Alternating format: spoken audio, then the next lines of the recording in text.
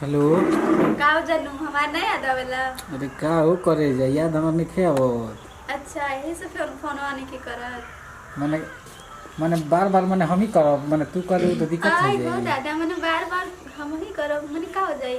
ऐसा लगता कि एहसान करत तनी का। वो बात नहीं है। तब और सब सब ठीक बा अपने बताओ का करत सब तड़ू। ठीक है कुछ ना बैठल बनी। तू का करत रह। घरे के बा घर तो ई घरे केहू नहीं के केहू नहीं खे ना तो काहे मिले के मन नहीं खे करत। मिले के हाँ ए मन तो करते बा मिले के बाकी का करी कैसे आई बम अकेले घरवा माने केहू का नहीं के। करम कैसे आई अकेले। अरे घरवा केहू नहीं के माने मिले के मन करी तो केहू माने अकेले आ अकेले घर आ तू देखल जाई। और घर केहू नहीं कि बाबूजी गइल बनो बाहरी अब आ जइहन फिर खोजे लगे फिर का होई। अरे तले तो आके भेंट करके चल जाइबू। हे भगवान, हमेशा तू अपने जिद करेला हमेशा अपने जिद कर अरे आओ। कैसे हे भगवान कैसे आई। अरे आओ ना खेत जहाँ अच्छा रुको ना आज ना हमार दीदी आवे वाली भैया। अरे सुनो वो आई ना बतिया। तो बात करो। ए मैडम जी हाँ दीदी क्या होता है? कुछ ना बैठ बनी अपने बता। अच्छा ये जब बड़ा फोन पे लगल गाड़ी क्या बता कुछ ना है तेरी बतिया उतरा नहीं क्या बता हम तो केहू ना अपना संग ले ले जीजा ठीक बने नु। एकदम चकाचक बने हाँ हाँ तब तो ठीक है। बड़ा रेडी वेडी होके बैठल बाड़े बैठ दीदी हम तो हमेशा ऐसा ही रहे नहीं। हम ही नहीं की जन 10 बजे ले बरस में करिया सुतल रहिया कंबल में ओढ़ के। मैंने औते औत लगलो चिल्लाए। अच्छा ये बता का हाल चाल बटे मजनुआ के तर हाँ? ठीक है ना। जो दीदी है सब बजाने नहीं। अच्छा जानता हूँ ना पता है उनकर लिए बतिया उतरा बाप रे बाप अभी वो आदत ना छूटल उतना बेचारा ना रामपुर के मेला में पिटाइल रहे अभी वाले आदत ना छोड़ा काय तो ऊपर बात याद करो कैसे भैया मरले तो नर कर लाते लाते रे तब लाज ना लगला तो हम तो सोच रही हूं कि बेचारा लाजा सामने ना आई। सुनो एगो बात कहत नहीं बोलो बोलबो ना पक्का ना। हां पता है हम बात करनी हां तो को तर मिले के तो हम अकेले कैसे जाएं। हट भाई हमरा के ढेर काम बा। सुनो ना ना ना भैया दीदी ना हम के ढेर काम सुनो बा। ना हम अरे बात दे हमरा के काम बैठे रे ए दीदी चल ना हम ना जाए अरे चलो ना हम ना जाए चल ना। अच्छा बताओ ना ये हमारे आवे के पड़ता पहले हमेशा कबो तनी आई लो खो टाइम से। हाँ? बताओ ना काज ने कहाँ भी आ गई ना कोई।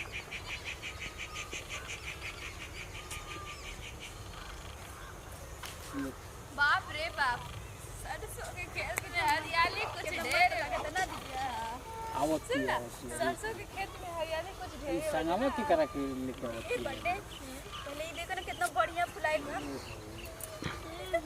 हमरो ज्ञापन वाला दिन याद आ गई काका की मजाक करते हैं ना ना मजाक नहीं सही बात बना। अरे पगली ले हो दे खड़ो बना बुझाता हुए हवा वैसे तो मुस्की मार के अब जो ठीक बा जो भी जानी जो ए रुकिए ठीक बा ठीक बजो हाय हाय हेलो बाद में हम उनका के माने संगमा माने मन का चाहो तरफ पिटा वही का हमके हां मन का चाहो तरफ अकेले आई पिटा जाई का ना बताओ। और सब ठीक है बाप सरसों मां का समाचार पूछो तो काम चली।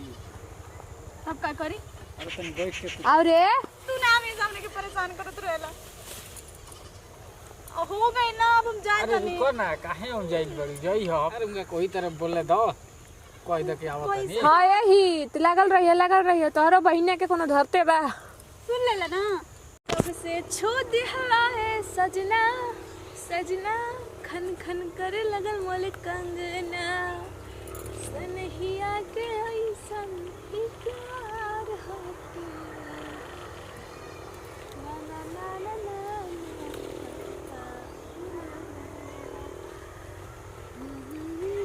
काहो काहे दिला तारू अरे तू ए जा का करता रहा तू ये क्या करतो हम तो तारा से ही पूछे के चाहिए।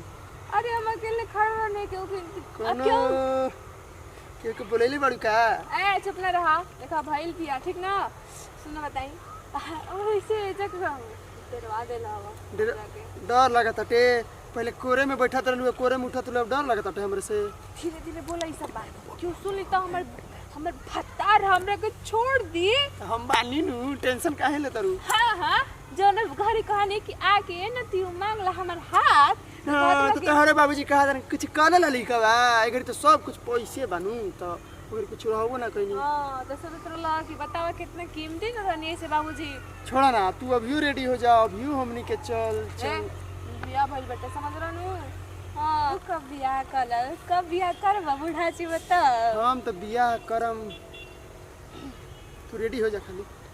हम ना दादा कबो बिया ना करम तोरे ठीक नु ई बात तो तुम नहीं रखला निक लागत नु हमरा सामने सिंदूर लगा लेलू। अब हमार लइका तारे के मामा कही ये हमरा अच्छा ना लागेला। हम तो बन गईनी मम्मी तू अभी पढ़ते है बड़ा का। सच तार प्यार है तबे अभी बानी तो तू आरे ना तुम कबे से बियाह ना कर रहती। ठीक है अरे कौन ना भी तो जल्दी आइलो अभी जा। अरे तनी कम चिल्लाओ जी की हो यहाँ पे ढेर लोग हैं। हमारा आवाज सुना तो कम से कम सुनाता है। कैसे ना बाजो हमें कोनो आवाज नहीं के सुनाई दे समझला नु तारा के तार कान बजता कान। एक मिनट कहने से आवाज सुनो ना आ बात कर जा। मेरे नतीनी हाँ तोरा चक्कर में हम ए सुनो ना बड़ी प्यार करती सही है। हाँ चलो ना ए सुनो ना देखा बड़ी प्यार करता है। चलो ना अभी सब देख हो जाएगी। अरे जल्दी हटो रे भैया हटो। ये हो ऐसे मन करता कुछ हमारे दाल में काला लगा था कुछ रुको तो हमारा आवाज है। अरे सुनो ना आवा ना अरे आवा ना क्या कर सर